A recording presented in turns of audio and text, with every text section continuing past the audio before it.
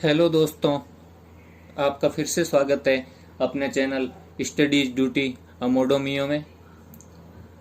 पिछले वीडियोज में हमने देखी थी राजस्थान में 1857 की क्रांति, और उस चैप्टर को हमने पूरा डिटेल में पढ़ लिया था। अब हम शुरुआत करेंगे आगे राजस्थान में किसान एवं जनजातीय आंदोलन। तो जब अपने क्रांति के परिणाम देखे थे तो उनमें एक परिणाम ये भी था कि जो अंग्रेज थे उन्होंने अयोग्य राजाओं को संरक्षण देना स्टार्ट कर दिया, क्योंकि बाद में राजा बस अपने महलों में बैठे रहते थे और विलासी जीवन जीते थे। इसलिए कुछ अयोग्य राजा थे तो भी वो अंग्रेजों के स्वामी भक्त थे, तो अंग्रेज उन्हें भी संरक्षण देते थे कि अपने काम चल जाएगा, अपने को बस अपना एक गुलाम जैसा राजा चाहिए, अपने को उसकी योग्यता से कोई मतलब नहीं है। तो उस कारण राजाओं ने किसानों पर जब विलासी जीवन हो गया तो कर बढ़ा दिए थे और फलस्वरूप राजस्थान में किसान आंदोलन प्रारंभ हो गए थे। ये हमने उसके क्रांति के परिणामों में इसको देखा था कि ये भी एक उसका रिजल्ट था। तो उसी के अंतर्गत आज हम इसकी शुरुआत करते हैं कि कैसे राजस्थान में किसान एवं जनजातीय आंदोलन हुआ। और तो सबसे पहले देखेंगे कि इसके कारण क्या थे, जनजातीय आंदोलन के कारण क्या थे। तो अगर ये क्रांति का ये एक परिणाम था तो क्रांति इसके एक परिणाम कारण में हम शामिल कर सकते हैं, क्योंकि क्रांति के परिणाम स्वरूप आंदोलन शुरू हुए। तो आंदोलन का कारण क्या था, क्रांति, ये भी हम कह सकते हैं। तो उसी से शुरुआत करते हैं कि जो अंग्रेजी व्यवस्था थी उसको अपनाने के कारण जो राजाओं का जो नजरिया था पहले किसानों के प्रति उदार और जो परंपरा से चला आता हुआ पैतृक नजरिया था वो उन्होंने त्याग दिया। तो पहला कारण हम देखेंगे, तो पहले तो इसके देखेंगे कारण, किसान आंदोलन के कारण।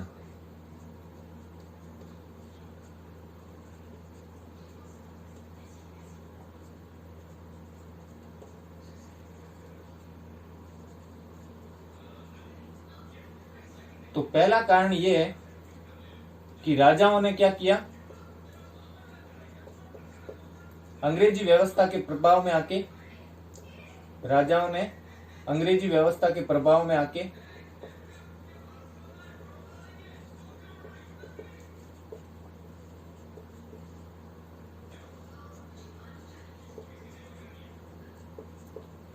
आकर किसानों के प्रति अपने पैतृक और उदार रवैया या फिर जो कह सकते हैं उदार व्यवहार था या नजरिया था उसको बदल दिया।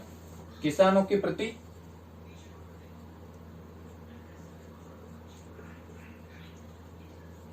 उदार एवं पैतृक नजरिया त्याग दिया। पैतृक मतलब जो उनके राजाओं के दादा परदादा जो थे वो जो नजरिया रखते थे वो उन्होंने त्याग दिया, पैतृक नजरिया त्याग दिया।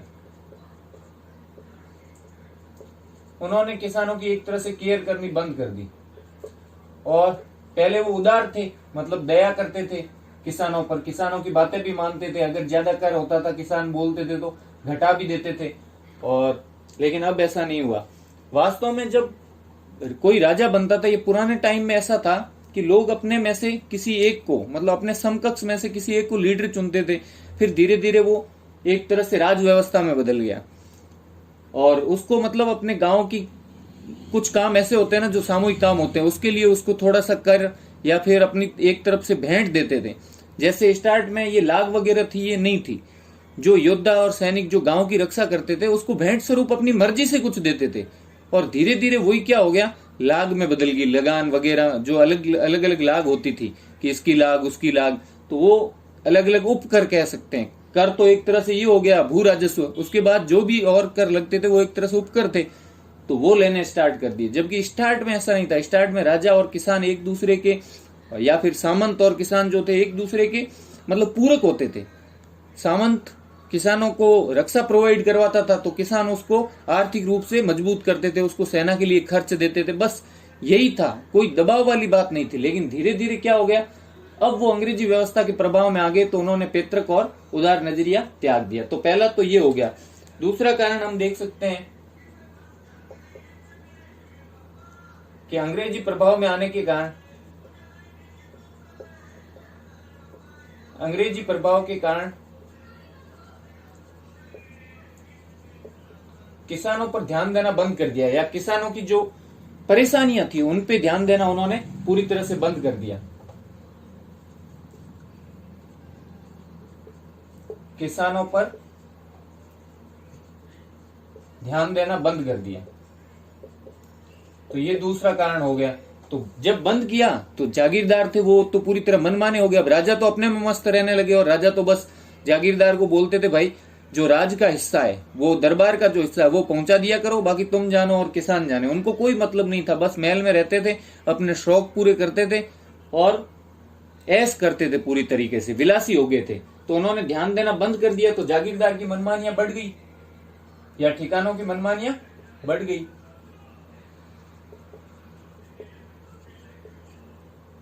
की मनमानी बढ़ गई। अब तीसरा हम देख सकते हैं कि जो पहले अपने कर वगैरह भू राजस्व बहुत कम हुआ करता था, अब जब उसके खर्चे बढ़ गए, किस कारण बढ़े खर्चे? क्योंकि उसने अंग्रेजी संस्कृति को अपना लिया। अंग्रेजी संस्कृति टाइप के कपड़े, उनका खान पान और विदेशी शराब, गाड़ियां, इन सब चीजों को अपना लिया। तो खर्च बढ़ेगा, जब खर्च बढ़ेगा तो कर बढ़ेगा, भू राजस्व बढ़ेगा, और भू राजस्व बढ़ेगा तो तकलीफ किसको होगी? किसानों को। तो वो विरोध करेंगे, तो आंदोलन होगा। तो अपन बोल सकते हैं यूरोपीय संस्कृति या फिर अंग्रेजी संस्कृति। यूरोपीय संस्कृति अपनाने के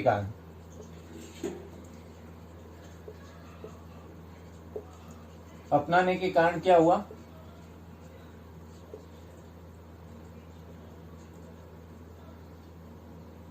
राजा विलासी हो गए, और विलासी हो गए तो उनके खर्च क्या हो गए? खर्च बढ़ गए, और खर्च बढ़ गए तो उससे क्या हुआ? उन्होंने कर वगैरह क्या किया? भू राजस्व वगैरह बढ़ा दिए। तो ये तीसरा कारण था कि जब खर्च बढ़ जाएगा तो क्या बढ़ जाएगा? कर भी बढ़ाएंगे वो लोग। तो अगला चीज अपन इसको चौथे में अलग में लिख सकते हैं कि जो भू राजस्व, जिसको भोग भी बोलते थे, भाग भोग ऐसा बोलते थे, भाग भोग, भू राजस्व, भाग भोग, इसको बढ़ा दिया। प्लस और क्या क्या बढ़ा दिया, मैं ऊपर लिख देता हूं इस चीज को। तो तीन कारण तो हमने पूरी तरह से देख लिए, चौथा कारण मैं ऊपर लिख देता हूं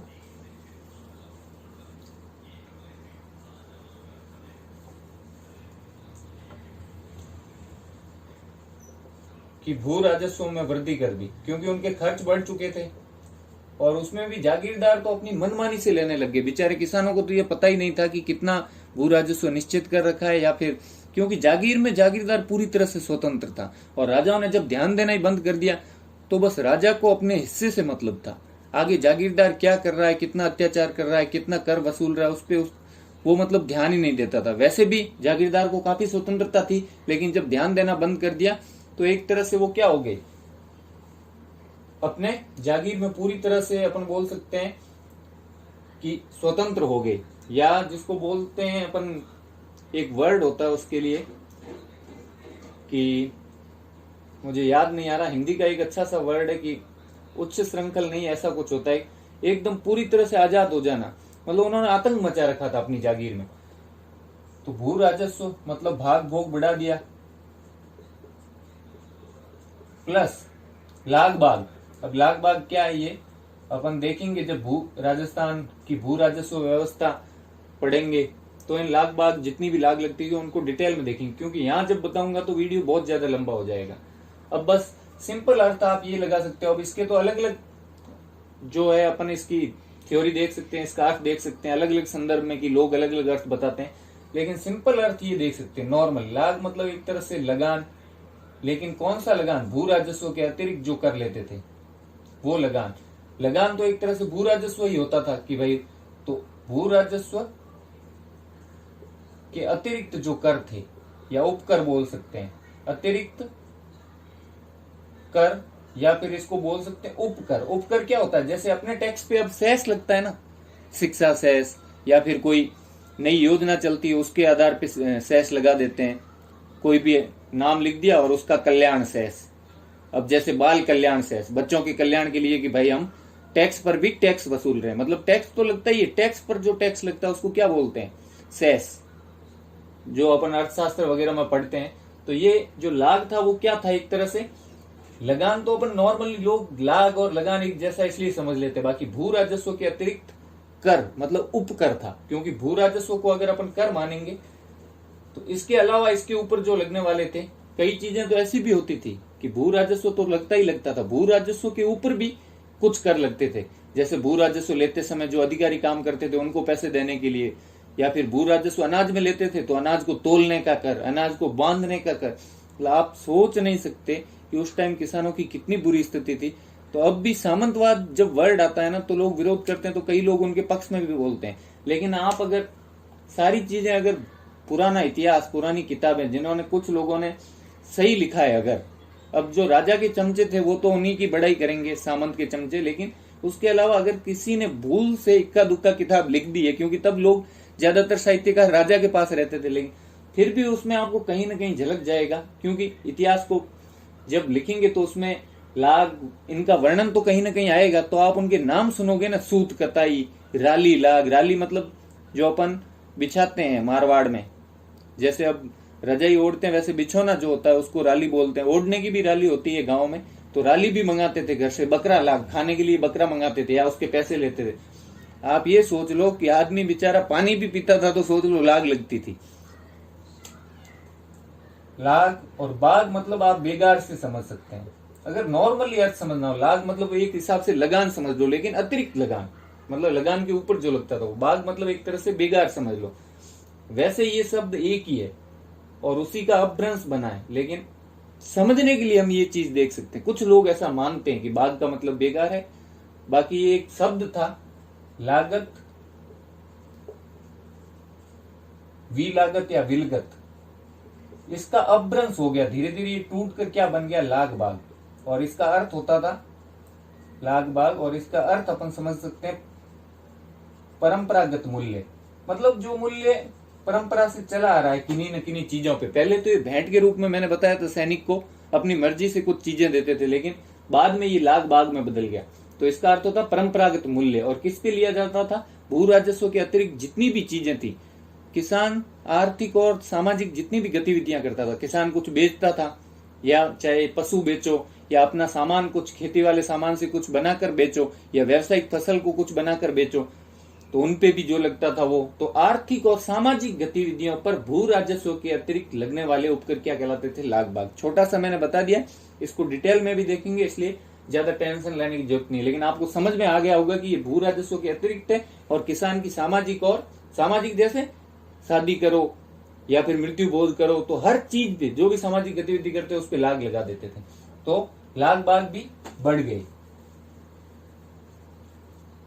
लाग बाग को भी क्या हुआ, बढ़ा दिया। और यहां तक कुछ राज्यों में 300 तक लाग बाग थी, 300 प्रकार की, कुछ राज्यों में 300 प्रकार की लागें थी या लाग बाग थी, ठीक है।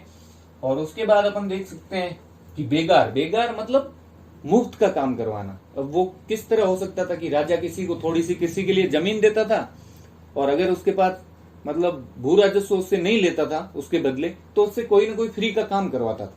यहां तक कि कई तो बेचारे किसानों से भू राजस्व भी लेते थे और काम पड़ने पर उनके बैलों को उपयोग में लेते थे कि इस बैल पे हमारे महल में ये चीज पहुंचा दो। बैल तो छोड़ो, खुद आदमी के कंधे पर उठा के कि ये चीज हमारे महल में पहुंचा दो। या राजा के घर पे कोई चीज बन रही होती थी, जैसे कोई मकान, कोई कमरा बन रहा है, तो उसमें फोकट का काम करवा लो, मतलब मुफ्त का काम, बिना पारिश्रमिक काम, तो उसको बोलते थे बेगार। और साथ में अपन ये सब देख सकते हैं बैठ बेगार, मेवाड़ में बैठ भी बोलते थे। जो भीलों को जमीन देते थे ना, तो भीलों से या तो चौकीदारी करवाते थे गांव की, कि भीलों को थोड़ी सी जमीन देते उनकी जीविका के लिए कि तुम इसमें उगाओ खाओ, इसके बदले भू राजस्व नहीं लेंगे, लेकिन उनसे चौकीदारी करवाते या युद्ध के टाइम उन्हें काम लेते या अपने घर पे काम करवाते फोकट का, बिना पारिश्रमिक, बैठ बेगार।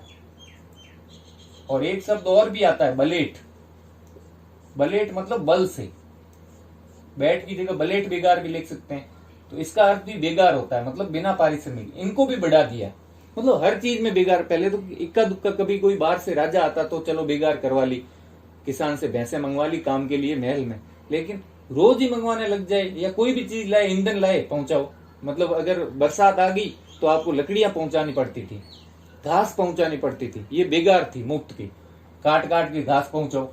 तो ये भी बढ़ा दी गई, बेगार की संख्या भी बढ़ा दी गई अलग अलग प्रकार की। और इसका बेगार का मतलब क्या होता था? बिना पारिश्रमिक मजदूरी करवाना, बिना पारिश्रमिक मजदूरी करवाना, बैठ बेगार। और भीलों से जो करवाते थे उसे बैठ बोलते थे, और उस भील को, उस पद्धति को बिठाई बोलते थे कि ये बिठाई, मतलब ये भील बिठाई के अंतर्गत है, क्योंकि इसको जमीन देके यहाँ बिठाया है और उसके बदले में काम ले रहे हैं इसको। तो ये हो गया अपना अगला कारण कि बेगार है, लाग बाग और भू बाग भोग मतलब भू राजस्व बढ़ा दिया गया था। अब अगला है कि अंग्रेज जब आए तो धातु मुद्रा पर, धातु मुद्रा मतलब जो सिक्के वगैरह थे, पहले तो हर चीज अनाज में लेन देन करते थे, अनाज के बदले में वस्तुएं खरीदते थे, जिनके पास, व्यापारियों के पास वस्तुएं थी तो वस्तुएं लेके उनको अनाज देते थे, यही सिस्टम चलता। पहले रुपया देखने को नहीं था। अगर अपने जो बुढ़े बुजुर्ग है उनको अपन पूछेंगे तो कि रुपया कहाँ था यार, रुपया तो अब लोगों के पास आ गया इसलिए जनता बिगड़ गई, ऐसा बोलते हैं। तो पहले रुपया देखने को नहीं था, लेकिन जब अंग्रेज आए तो धातु मुद्रा पर क्या हुआ? निर्भरता बढ़ गई। तो पांचवा कारण क्या है? धातु मुद्रा पर निर्भरता बढ़ गई, क्योंकि अंग्रेज तो अपनी चीजें जो थे, अब राजा को कार चाहिए तो उसके तो पैसे ही लगते थे, इसलिए बहुत सारी लागों को क्या हुआ? नगद में लेने लग गए। तो निर्भरता बढ़ी तो ज्यादातर जो लागें थी वो क्या? नगद में लेने लगे। और किसानों के पास नगद नहीं हो पाता था तो बेचारे किसी से ऋण लेके देते थे, या फिर अपना अनाज सस्ते में बेच देते थे बेचारे, तो वो ऋण जाल में फंस जाते थे। तो ये भी कारण था एक की धातु मुद्रा पर राजा और सामंत की निर्भरता बढ़ गई थी। किसकी निर्भरता? राजा और सामंत की, सामंत की निर्भरता धातु मुद्रा पर बढ़ गई।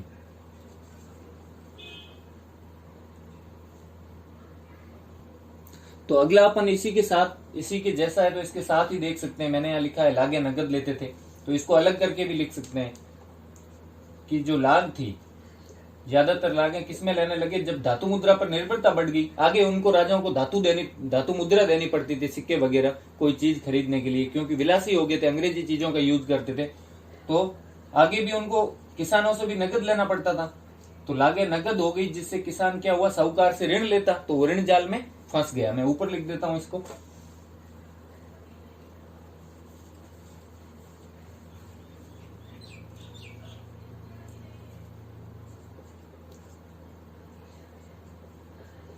लागे नकद लेने लग गए, और जिससे क्या हुआ? किसान साहूकार के ऋण जाल में फंस गया। किसान साहूकार के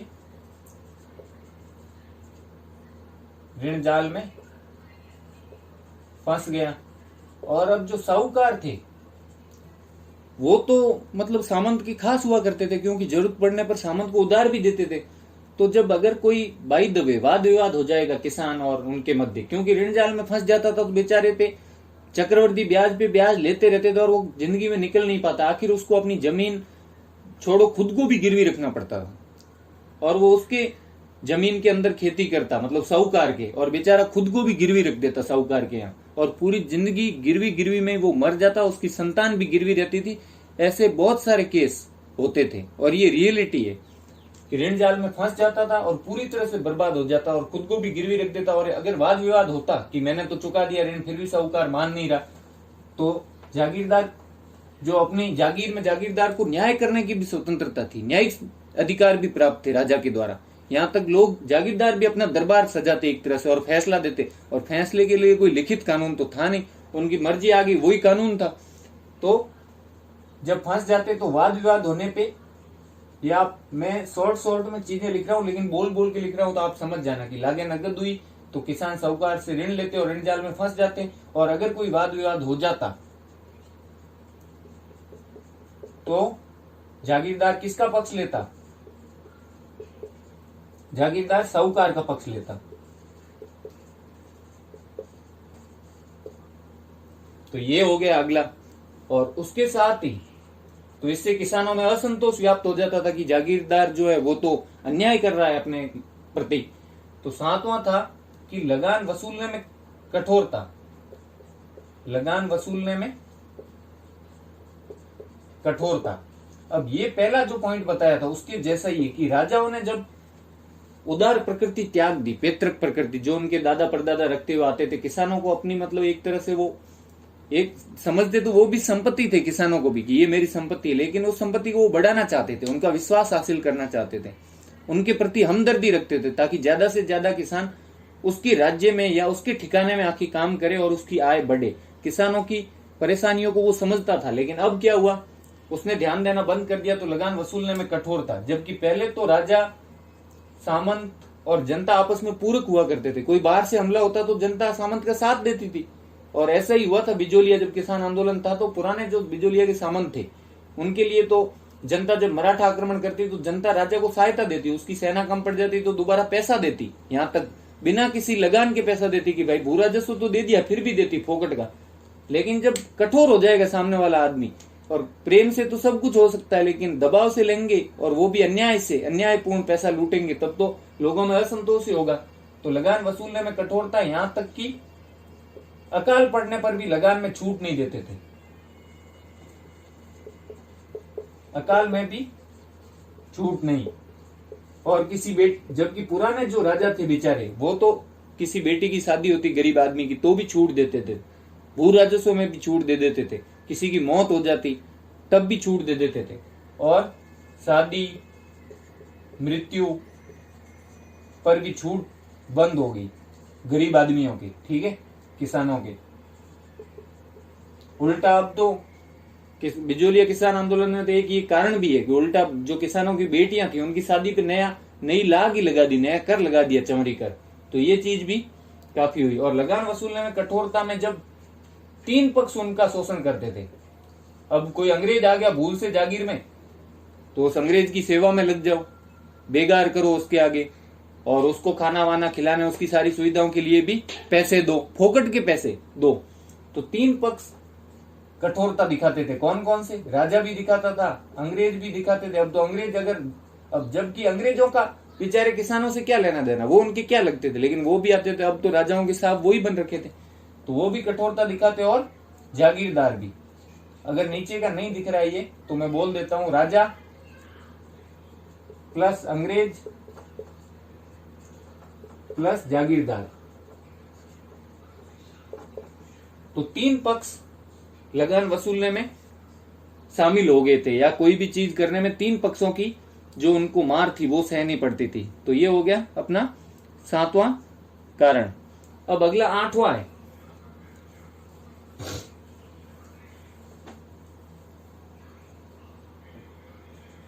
कि अंग्रेज थे वो तो उनका उद्देश्य ही क्या था, कॉलोनी स्थापित करना, औपनिवेशिक शासन, अपने उपनिवेश बढ़ाना ज्यादा से ज्यादा देशों में। इस देश को भी उपनिवेश बना लिया, उस देश को भी। तो औपनिवेशिक प्रकृति के कारण, औपनिवेशिक प्रकृति के कारण,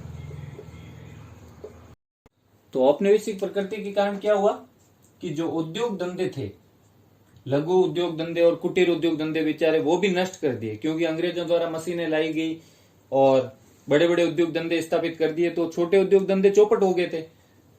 तो उद्योग, जो देसी उद्योग थे वो चौपट हो गए। तो अन्य व्यवसाय के जो लोग थे वो भी किसमें आ गए, अन्य व्यवसाय के लोग भी कृषि करने के लिए आ गए, कृषि मजदूर बन गए। और इसलिए सामंत को अब आसानी से खूब कृषि मजदूर मिल जाते थे, तो फिर वो कठोरता ही बरतेगा उनके प्रति। अब अगर कोई कृषि मजदूर कम मिले तब तो उनका थोड़ा बहुत ख्याल रखना पड़ता है, उनको थोड़ा सम्मान भी देना पड़ता है। लेकिन अगर जो अधिक मात्रा में उपलब्ध हो कि खूब सारे बैठे हैं, तब उनकी कोई अहमियत नहीं रह जाती। और उस अहमियत नहीं रह जाने के कारण जो जागीरदार था वो कठोरता बरतता था कृषि मजदूरों के प्रति।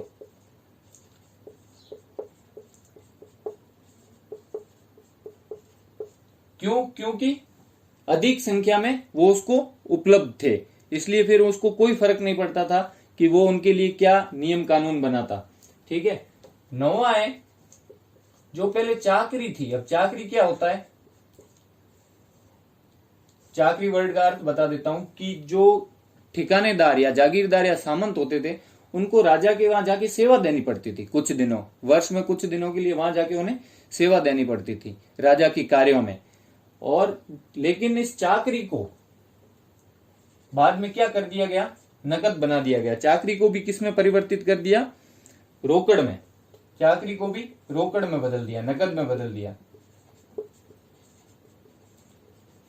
और इससे अब तो और ज्यादा नकद लागे लेने स्टार्ट हो गए ठिकानेदार, क्योंकि चाकरी को रोकड़ में बदला तो वो कहां से लेगा, वो किसानों से लेगा। तो हर चीज अब रोकड़ में बदलने लग गई। और 10वां था, किसानों के पास न के बराबर अधिकार थे। किसानों के पास न के बराबर अधिकार, मतलब एक तरह से दास समझ लो आप, जबकि पहले वो दास नहीं थे। पुराने टाइम में उनकी भी अहमियत थी पूरी, बराबर अधिकार। और उनकी स्थिति कैसी थी, दास जैसी। और हर चीज की जब अति हो जाती है तो आखिर में विस्फोट होता है, असंतोष फैलता है, जिससे आंदोलन होते हैं। दास जैसी स्थिति होगी, क्योंकि जैसे अपन देख सकते हैं उनको, इसके अंदर उदाहरण भी लिख सकते हैं। किसानों को मतलब एक ठिकाने के अंदर से किसी और जगह जाने या विस्थापित होने का भी अधिकार नहीं था। बिना जागीरदार की मर्जी बेचारा वो जगह भी नहीं छोड़ सकता। आप इतनी पाबंदी, आप सोचो कि खेती करनी है तो यही करनी है, भले मैं कितनी लाग लगाऊं, कितना भी भू राजस्व वसूलूं, तो वो बोलेगा नहीं मेरे को तो यहाँ नहीं रहना। अरे नहीं रहना है तो जाने नहीं दूंगा ना। नियम ये बना हुआ था कि जागीरदार की मर्जी के बिना जो किसान था वो विस्थापित नहीं हो सकता था। खालसा भूमि में तो थोड़ा सा लोगों को अधिकार था। भूमि दो तरह की होती है, जो पहले भी मैंने बताया है कि एक तो खालसा और एक होती है जागीर। खालसा तो क्या होती है, सीधे राज्य के अंडर में, राजा के दरबार के अंडर में। और जबकि जागीर, जागीर मतलब उसमें बिचौलिया कौन होता है बीच में, जागीरदार। पहले जागीरदार किसानों से लेता है कर वगैरह और फिर राजा को आगे उसका हिस्सा पहुंचाता है। जबकि खालसा, खालसा में राजा के अधिकारी होते हैं, वो जाके सीधे किसान से लेते हैं। तो खालसा में तो किसान को कम से कम इतना अधिकार था कि वो एक भूमि से किसी दूसरी ऐसी भूमि में जा सकता है जो भी खालसा हो। मतलब आप आइडिया लगाओ, अगर जोधपुर के कोई दो गांव है, नजदीक नजदीक है, या गांव छोड़ लो कोई दूर, कोई दो बड़े बड़े गांव है या ठिकाने हैं जो खालसा हो रखे हैं, तो उस अब ठिकाने, एक ठिकाने, अब ठिकाना तो नहीं देखेंगे क्योंकि ठिकाने में तो ठिकानेदार होते थे, लेकिन मानने के लिए कि एक जगह है, वो जगह भी खालसा है। और दूसरा गांव है जैसे ओशिया बिलाड़ा, अब मेरे को नहीं पता कितने दूर है, लेकिन जैसे ओशिया वाला आदमी बिलाड़ा में जा सकता था अगर दोनों ही खालसा जगह है, क्योंकि दोनों ही राजा के अंडर में। यहां रहेगा तो भी राजा के अधिकारी ले लेंगे उससे, चल भाई तेरी मर्जी, यहां नहीं है तो वहां खेती कर ले, वहां से ले लेते थे। लेकिन जागीर तो अलग अलग जागीरदारों के पास थी। तो अगर एक जागीरदार क्रूर होता था तो किसान बोलता कि नहीं मेरे को तो वहां जाना है, तो भाई अब जैसे भी है हम हैं, यहीं रहना पड़ेगा, तू हमारी संपत्ति है। मतलब एक तरह से दास जैसी स्थिति होगी, तो वो संपत्ति बन के रह गए। पहले भी संपत्ति जैसे ही थे राजाओं के टाइम, लेकिन उनकी इज्जत थी। मैंने बोला था ना, पहले संपत्ति ही मानते थे, लेकिन उस संपत्ति को वो कमाना चाहते थे, उस संपत्ति से वो सम्मान चाहते थे। ठीक है, और ऐसा बोलते थे कि तूने क्या कमाए, तो मैंने लोग कमाए। आज भी बोलते हैं ना कि इज्जत कमाई है, लोग कमाए।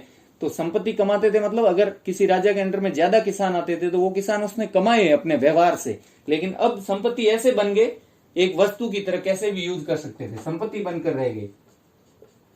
और यहां तक कि उन्हें, अपन ऊपर लिख सकते हैं कि उन्हें विस्थापित होने का अधिकार भी नहीं था। इसके उदाहरण में लिख सकते हैं कि उसकी स्थिति बताने के लिए कि भाई स्थिति खराब कैसे थी, कैसे दास था। तो एक जगह से दूसरी जगह विस्थापित होने का अधिकार भी नहीं था, विस्थापित होने का अधिकार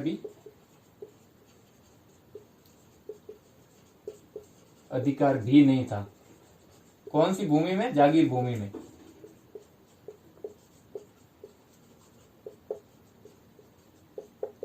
अब भूमि कितने तरह की होती है सब अपन किसी दूसरे चैप्टर में देखेंगे, तब बता देंगे कि लेकिन मेनली अपने को जो पढ़ना है उसके अंतर्गत दो याद रखनी, खालसा और जागीर।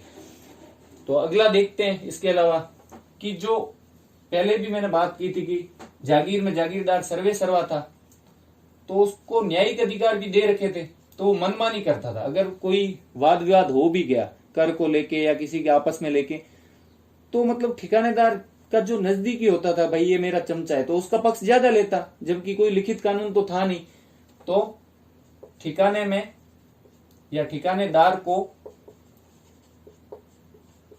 न्यायिक शक्तियां प्राप्त होना, न्याय करने की शक्ति।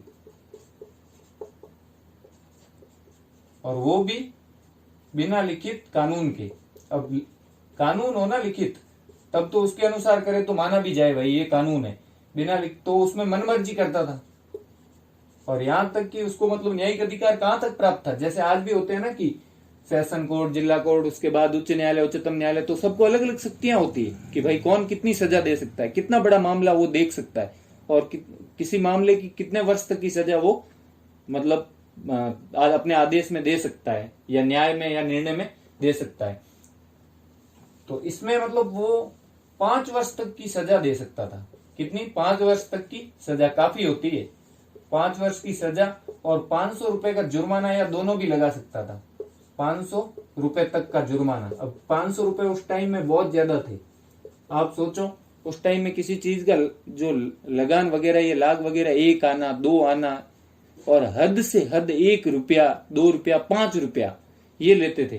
तो आप 500 रुपए सोच सकते हैं कि कितने बड़ी रकम होगी। तो इतना उसके पास अधिकार था, और इसके कारण उसकी मनमर्जी बढ़ गई, और वो कई तो क्रूर होते थे जागीरदार, तो वो पूरी क्रूरता करने लग गए। तो उससे भी किसान बहुत ज्यादा नाराज हो चुके थे, और उनके सब्र का अब घड़ा या जो भी लोटा था वो फुल हो गया था, अब कि बस अब खूब हो गया। तो अगला कारण,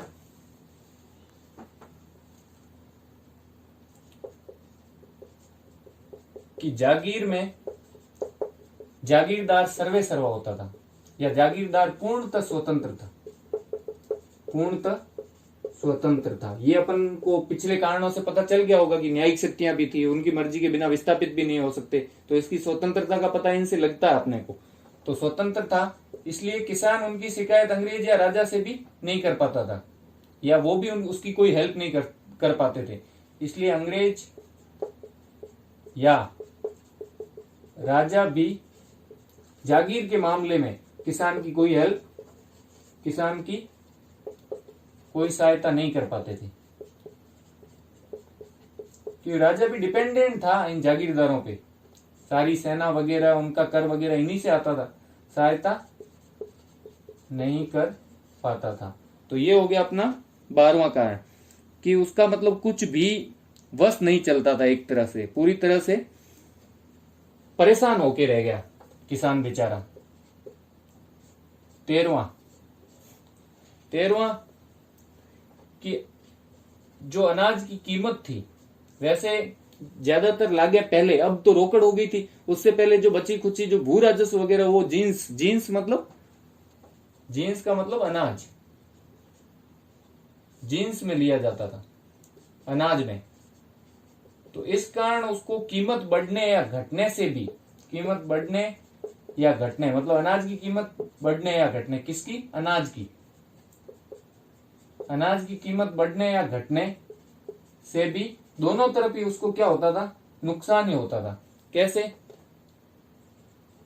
उसे नुकसान ही होता था। किस प्रकार होता था देखते हैं, कि अगर कीमत कम हो गई तो बेचारे को, उसके पास तो थोड़ा सा अनाज ही बचता था, लाग वगैरह और भू राजस्व देके, उसके बाद थोड़ा जो बचा, ऐसा बताते थे कि उसको मतलब भू राजस्व देने के बाद उसके पास 15% के करीब लाभांश बचता था, और उसमें से भी 75% जो था उसका, वो निकल के वापस लाग में चला जाता। तो अल्टीमेटली कुल मिला के 6-7% मतलब कुल कमाई का, पूरे साल की जो कमाई करता था बेचारा, 6-7% उसके पास रह जाता था, और बाकी दुनिया ले जाती थी। राजान, सामंत, पटेल, पटवारी, चौधरी, कानूनगो सारे लूटने में लगे हुए थे। तो कीमत बढ़ने या घटने से भी क्या होता था? अब कीमत कम रहेगी तो उसके अनाज का मूल्य कम मिलता था, अनाज का मूल्य कम मिलता था। कब? जब कीमत भी कम हो। नीचे का तीर मतलब कम के बारे में, ये जो नीचे का तीर मैंने बनाया, कब? यहां लिख देता हूं मैं, ये 2 तीर है। जब कीमत कम होती, इस तीर का मतलब कम, तब अनाज का मूल्य भी कम मिलता। और जब कीमत मानो बढ़ भी जाती तो भी उस बेचारे के पास तो जो जींस के रूप में वो अनाज ले जाते थे भू राजस्व के रूप में, तो उसके पास तो अनाज थोड़ा ही बचता था ना। अगर उसका मानो खूब अनाज हो गया तो भी उसका जो प्रतिशत है वो तो ठिकानेदार के पास उतना ही जाता। कि 10 है तो भी अब जैसे 7% मानो ठिकानेदार के पास चला गया तो 3 बच गया। अगली बार उसके 20 हो गया मानो, तो 20 हो गया तब भी वो 14 ले जाता, तो उसके पास कम ही बचता। तो अनाज की कीमत अगर बढ़ भी जाती तो अनाज पीछे उसके पास कम बचने के कारण, अनाज कम बचने के कारण कमाई तो उसकी क्या होती थी, कमाई तो कम ही होती थी। तो अनाज उसके पास कम बचता था तब भी उसकी कमाई क्या होती थी, कम ही, क्योंकि जो उसको लगान देना पड़ता था वो जींस के रूप में देना पड़ता था, भू राजस्व देना पड़ता था, तो ज्यादातर उसका अनाज का हिस्सा चला जाता था और थोड़ा बचता था तो उसका मूल्य भी कम ही मिलता था। इसलिए कीमत बढ़ने या घटने से उस बेचारे को कोई ज्यादा फर्क नहीं पड़ता था, उसका कोई फायदा नहीं होता था। और बाकी आए दिन नई लागें लगाते रहते थे, जागीरदार के जो जच गई वही उसने लाग लगा दी। और किसानों को अधिकार तो कोई थे नहीं, इसलिए वो मन चाहे भाई अगर किसान वहां से जाना भी चाहता तो उस बेचारे को जाने नहीं देते थे। तो ये अपने इस किसान आंदोलन के जो मेनली कारण थे वो यही थे। अब मैं ऐसा तो नहीं बोलूंगा, लेकिन अगर कई जगह अपन किताबों में देख लेते हैं, कई किताबों में ऐसे लिखे रहते हैं, आप पढ़ते भी हैं या कोई टीचर पढ़ाते भी हैं, कई तो खूब अच्छा पढ़ाते हैं, लेकिन कई बार ऐसा पढ़ाते हैं मतलब 3-4 कारण बता देते हैं छोटे छोटे, जो मतलब किसी एक ठिकाने के कारण होते हैं, जैसे कि 84 प्रकार के कर, अधिक भू राजस्व, ये कारण मतलब जो ये तो 84 प्रकार के कब अब हर जगह तो है नहीं, बिजोलिया के तो उसके कारण पढ़ा नहीं पाते, तो वो तो बिजोलिया वाले में ही लिख सकते हैं अपन, जो चीजें बिजोलिया की है स्पेसिफिक। लेकिन अगर पूरे किसान आंदोलन के जो कारण अपने को देखना है कि सब में कॉमन क्या कारण थे, तो कॉमन ये कारण थे। अब इनमें से थोड़े बहुत भी याद रहेंगे तो अपना चाहे 10 नंबर का क्वेश्चन हो या 5 नंबर का हो या 2 नंबर का हो, वो अपन इसको सॉर्ट करके लिख सकते हैं। और थोड़ा सा ज्यादा पढ़ेंगे तभी तो 90% तो अपने को कम से कम या 80% तो याद रहेगा। तो ये ज्यादातर अपने कारण थे किसान आंदोलन या जनजातीय आंदोलन होने के। और भी अगर कोई इक्का दुक्का बच गया है, याद आ जाता है, तो मैं आपको अगले वीडियो में जरूर शेयर करूंगा। तो ये था अपना आज किसान आंदोलन और जनजातीय आंदोलन की शुरुआत का वीडियो। अगर आपको अच्छा लगा हो तो अपने इस चैनल स्टडीज ड्यूटी अमोडो मियो को सब्सक्राइब करें और अपने दोस्तों से ज्यादा शेयर करें और वीडियोज को लाइक करें, पढ़ते रहें। Thank you so much. Studies duty.